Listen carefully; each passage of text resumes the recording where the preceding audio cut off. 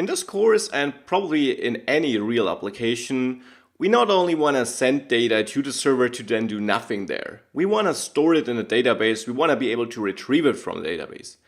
As a database, in this course we will use MongoDB, which is a very popular choice for Angular 2 and Node.js applications. You're not limited to MongoDB. You may choose any database of your choice or preference, but again, in this course I will go with MongoDB. Now, for developing, we will also need to set it up on our local machine so that we can test it and work with it. How do we set it up?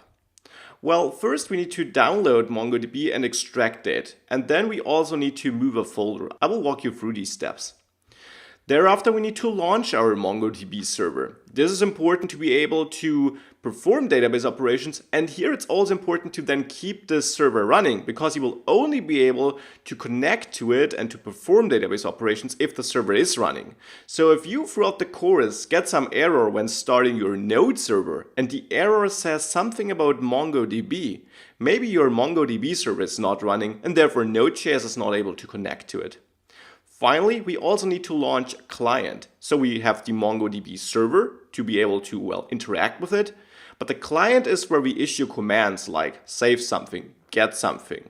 We got a shell client installed with MongoDB when we do install it, but we also typically will not use that. Most of the time the client will be our Node.js application connecting to the server. In this module, I will walk you through all these steps, setting up MongoDB, setting up Node.js to use it, and then how to interact with MongoDB. So let's get started with the setup in the next video.